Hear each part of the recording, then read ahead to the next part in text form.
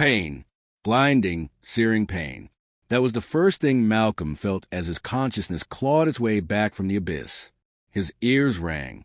His vision was a haze of swirling shadows and dim lights. He was on the ground. The records office. The gunshot, had it hit him? No. His side burned, but he was still breathing. The bullet had grazed him. He forced himself up, gripping the nearest desk for support. Blood stained his shirt, warm and slick between his fingers.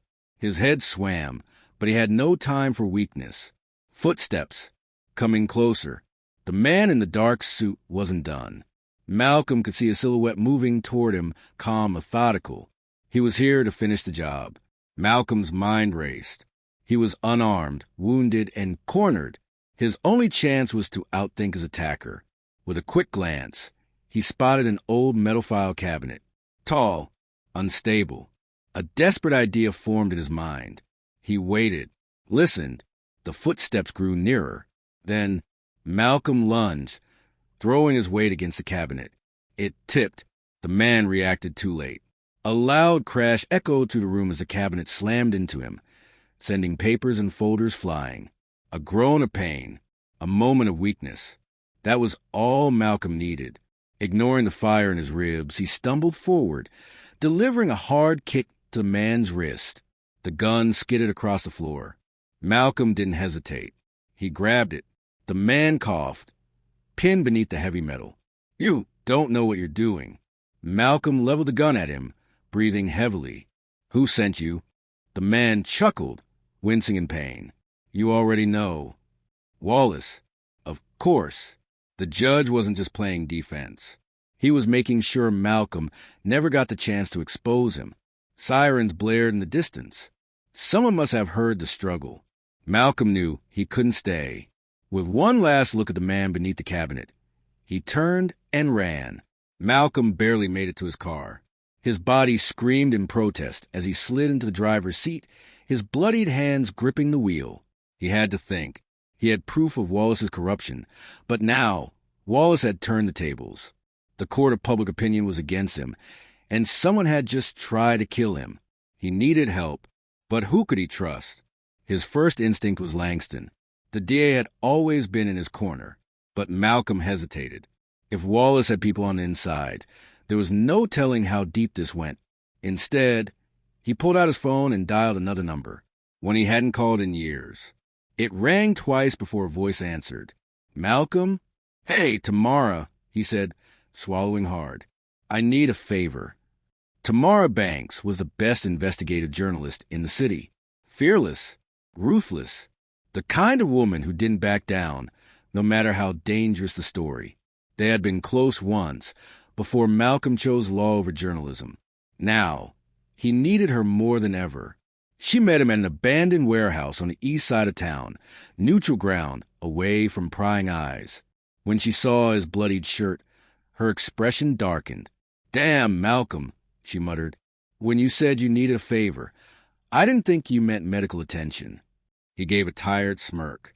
"It's been a long night." She helped him inside, where she had set up a makeshift office. Laptop, notepads, a voice recorder. Classic Tamara. "All right," she said, crossing her arms. "Tell me everything." Malcolm laid it all out. Wallace's corruption, the fake allegations, the attack at the records office. When he finished, Tamara let out a low whistle. "So, let me get this straight. The same judge who destroyed your life is now trying to finish the job, and you wanted to expose him before he can bury you." "Pretty much." She grinned. "I love it." But then her smile faded. "There's just one problem." Malcolm tensed. "What?" Tamara turned her laptop around. On the screen was a news headline. "Assistant DA Malcolm Porter missing after allegations of corruption. Warrant issued for his arrest." Malcolm's stomach dropped. "They're not just trying to discredit you," Tamara said. "They're making you the villain." Malcolm paced, his mind racing. "This is worse than I thought. Wallace isn't just protecting himself. He's making sure I can't fight back." Tamara was already typing. "We need to get ahead of this. If we can prove Wallace is behind this, we can flip the narrative before they close in." Malcolm nodded. "I have files. Evidence. But we need more. Something undeniable. Tamara's fingers flew across the keyboard. Give me a name. Someone close to Wallace who might be willing to talk. Malcolm thought for a moment. Then it hit him. Judge Evans, he said. He's worked with Wallace for years. But he's always been uneasy about Wallace's methods. Tamara nodded. Then he's our guy. If we can get him to flip, we can take Wallace down. Malcolm exhaled. This was their chance. Their only chance. Then suddenly, boom, the warehouse door exploded inward. Masked men stormed in, guns raised. Tamara screamed. Malcolm reached for his gun, but it was too late. A sharp blow to the back of his head sent him crashing to the ground. As the world spun into darkness, he heard a familiar voice. Cold, amused. Going somewhere, Mr. Porter? Wallace. Malcolm's head throbbed. A slow, pounding rhythm of pain. His wrists burned where they were bound behind the chair, thick zip ties cutting into his skin. His vision blurred, then focused. The dim light overhead cast long shadows on the cold concrete floor. He wasn't in the warehouse anymore. This was somewhere else. Somewhere isolated. A slow clap echoed through the room. Malcolm turned his head and saw him. Judge Wallace, standing in the doorway. Sharp suit, calm smile.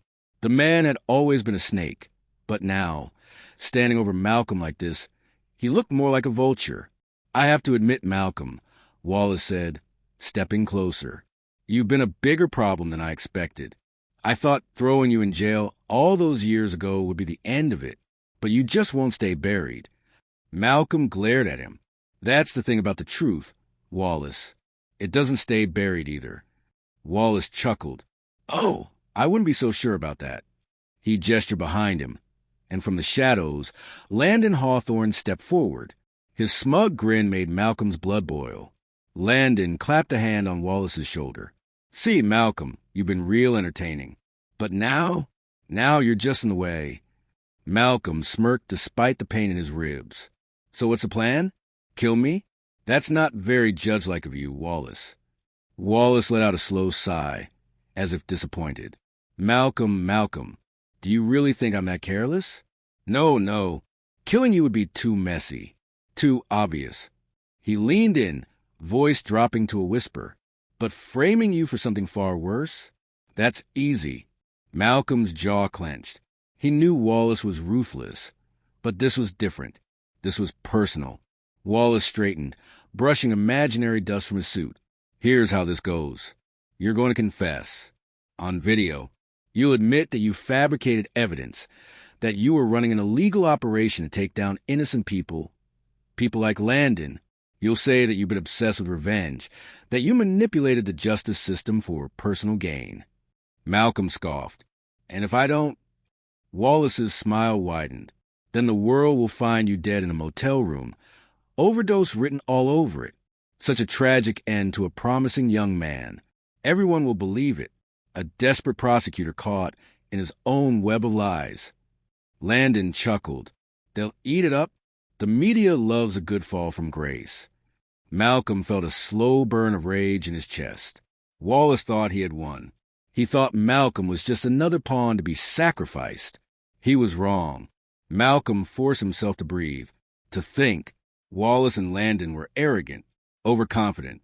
That was their weakness. His eyes flicked to the room around him. No windows. One door. A single guard standing near it, arms crossed. Wallace and Landon weren't expecting him to fight back. Big mistake. He shifted his weight, testing the chair's strength. It wobbled slightly. Cheap wood. That was something. He looked up at Wallace. Fine, he said, voice laced with exhaustion. I'll do it. Wallace blinked, surprised. You will? Malcolm nodded slowly. But I need some water. You know, to clear my throat. If I'm going to confess, I might as well sound convincing. Wallace exchanged a glance with Landon. Then he nodded at the guard. Get him some water. The guard hesitated, but walked to a nearby table where a water bottle sat. In that moment, Malcolm made his move. With all his strength, he twisted his body and kicked out, slamming his foot into the chair's leg. The cheap wood cracked, splintering as the chair collapsed beneath him. The zip ties cut into his skin, but he ignored the pain. The guard spun around, reaching for his gun. Too slow. Malcolm lunged forward, using his bound hands to grab the guard's arm and yank him off balance. The gun clattered to the floor. Malcolm kicked it away and drove his shoulder into the guard's chest, sending him crashing against the wall. Wallace cursed. "Stop him, you idiots!" Landon rushed forward, swinging wildly. Malcolm ducked, then drove his head forward, smashing into Landon's nose. Landon yelped, staggering back with blood pouring down his face. Malcolm turned to Wallace. The judge was already backing toward the door, eyes wide with fear. "Not so powerful now, are you?" Malcolm growled. But before he could move, the guard recovered. A sharp pain exploded in the back of Malcolm's head as something hard struck him. He hit the floor, vision spinning. Wallace exhaled, straightening his tie. "You really don't know when to quit, do you?" Landon wiped blood from his nose, fury flashing in his eyes. "Let's finish this." Wallace nodded. "Tie him back up. This time, make sure he can't move." Malcolm's vision blurred as the guard yanked him upright, binding his hands tighter. His escape attempt had failed. He was trapped. Wallace sighed dramatically. "I was hoping you'd cooperate, Malcolm. But it looks like we're doing this the hard way." Landon grinned. "You're going to wish you never came back." Malcolm gritted his teeth. He wasn't done yet. He couldn't be. But as darkness crept at the edges of his vision, he realized one thing. He was running out of time. Malcolm's breath came in ragged gasps. His hands were bound even tighter now, circulation nearly cut off. His head throbbed from the blow, and blood trickled down his temple, stinging his eye. But he wasn't broken. Not yet. Wallace crouched in front of him, smirking like a man who thought he had already won. "You had your chance, Malcolm," he said, shaking his head. "You could have played along, made this easier on yourself. But you just had to be the hero." Malcolm forced a chuckle, his voice hoarse. "That's funny, coming from a man who hides behind a robe." Wallace's smirk faltered for a second. Just a second. Then, with deliberate calm, he reached into his pocket and pulled out a phone. He tapped the screen, then turned it toward Malcolm. The screen showed a live feed, Tamara, tied to a chair, a gag over her mouth, eyes wide with terror. Malcolm's blood ran cold. "You think you're the only one who plays the game?" Wallace asked, tilting his head. "I knew you'd go to her. Knew she'd help you. And now, well, let's just say, if you don't cooperate, she won't be around to write any more articles." Malcolm's jaw clenched. Rage boiled in his chest, but he forced himself to stay calm. Wallace wanted a reaction, wanted him to break. Malcolm wouldn't give him that. Instead, he locked eyes with Wallace and said, "You're making a mistake." Wallace laughed. "Oh, really? And why is that?" Malcolm leaned forward as far as his restraints would allow. His voice was steady, controlled. "Because I'm not the only one after you anymore." For the first time, something flickered in Wallace's expression. Uncertainty. Wallace straightened, slipping the phone back into his pocket. "You don't scare me, Malcolm. Whatever plan you think you have, it's already over." Malcolm exhaled slowly, tilting his head. "That's what you think. But I know something you don't." Wallace folded his arms. "Enlighten me." Malcolm grinned, despite the pain. "You were so busy setting me up, you never stopped to ask yourself, who else was watching?" Wallace's smirk twitched. He wasn't laughing anymore. Malcolm pressed on. "You think I'd come after you without backup? Without a fail-safe?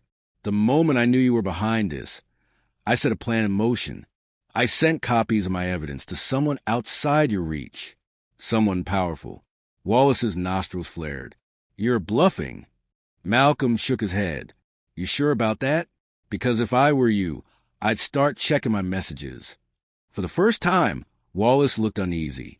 He pulled his phone back out, tapping the screen. His face darkened. Landon stepped closer. "What's wrong?" Wallace didn't answer. He was staring at the screen, jaw tightening. Malcolm didn't know what was on it, but he had rattled the judge. That was enough. Then Wallace's phone rang. Slowly, he answered. "Yes." A voice crackled through the speaker. Malcolm couldn't hear it clearly, but whatever was being said made Wallace's face go pale. "No," Wallace muttered. "That's not possible." A pause. Then Wallace hung up. He turned to Landon, voice low and sharp. "We have a problem." Malcolm smirked, despite the pain in his ribs.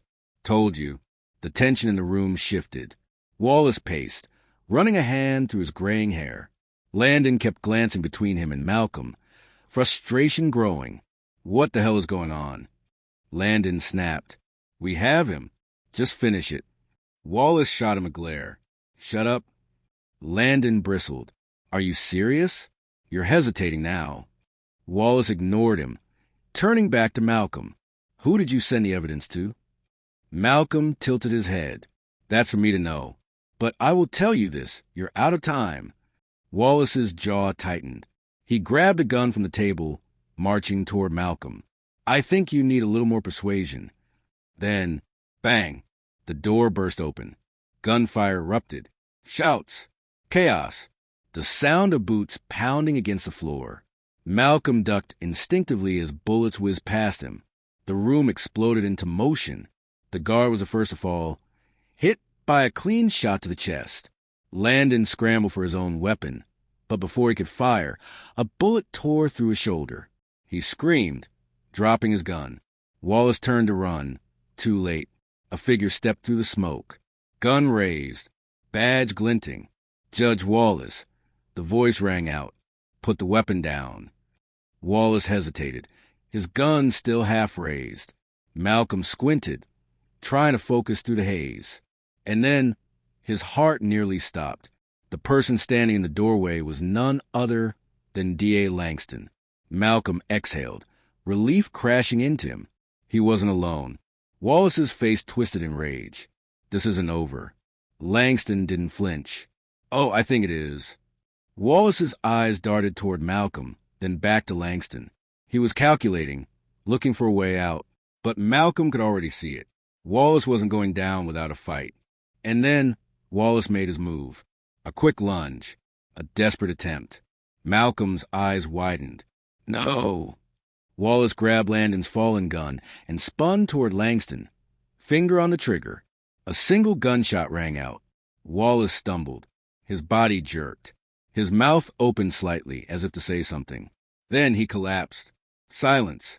Malcolm stared, breathing hard. Wallace wasn't moving. Langston lowered his gun, his face unreadable. Then suddenly, a groan, a movement.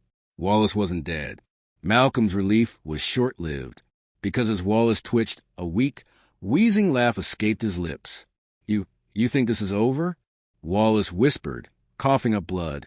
"You have no idea what's coming." Langston frowned. "What are you talking about?" Wallace chuckled again. "You stopped me, but you'll never stop them." Malcolm's stomach dropped. Langston stepped closer. "Who?" Wallace's smile widened. Blood dripped from the corner of his mouth. Then he whispered a single name, a name that sent a chill down Malcolm's spine. And suddenly, Malcolm realized Wallace was just the beginning. Watch out for part 3. The story still continues.